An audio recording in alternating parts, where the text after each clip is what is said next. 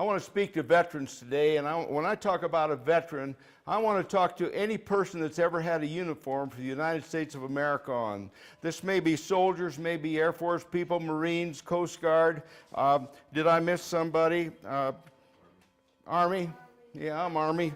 So anyway, anybody that's ever served in our armed forces in any capacity, you put on a uniform.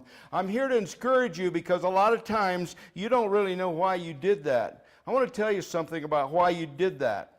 In 1607, God sent people to this land to plant a cross at the mouth of Chesapeake Bay to claim this nation for the Lord Jesus Christ.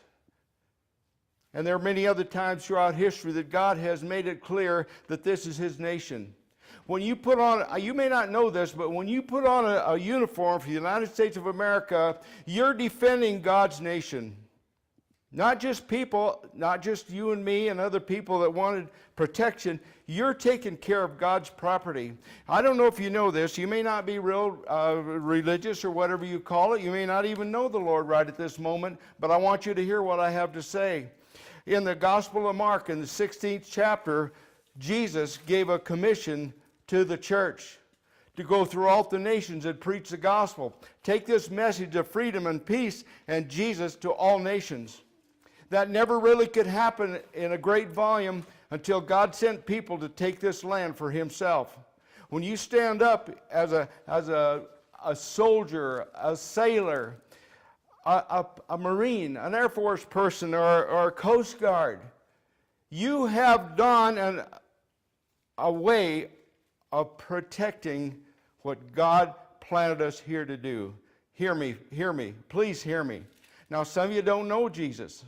I didn't know Him for a long time either. I'm a veteran. I'm a Vietnam veteran. I know what it's like. I know what it's like to take rounds. I know what it's like to stand there for target practice for rockets coming in any time of the night they felt like throwing it. I know about this stuff. But I also know that Jesus set me free. And I know whether you ever suffered those kind of things or you ever experienced that, doesn't matter. You put on a uniform and you said, I will serve. And the first thing they did, when you did that, they sent you for some discipline. The second thing they did, they sent you to teach you to be a fighting person. I don't care where you served, they first taught you discipline, then they taught you how to fight, how to protect. Then they sent you to a specialized school. And many of you served proudly. And I wanted to tell you who else served. Your wives, your children. I know about this too. I left a wife behind.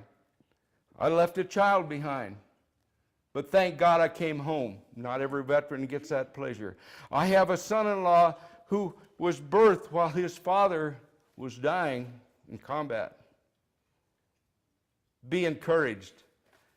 You're all veterans. You served. You did something.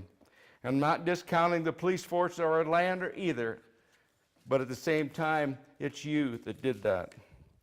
So I want you to hear me, and I will tell you what I'm going with this, where I'm going.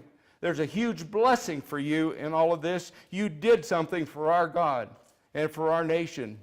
You can multiply that blessing with one simple thing. Be sure that you've made Jesus the Lord of your life. Oh, you'll be on a rocket ship if you do, or if you haven't already, join that rocket ship. Know you're blessed. Blessed simply means empowered. I mean, wow. You've been empowered. You did something in your life, and I know what it's like to come home and think you're nothing. I really do. But you're something, and God created you for this time. Thank you for this.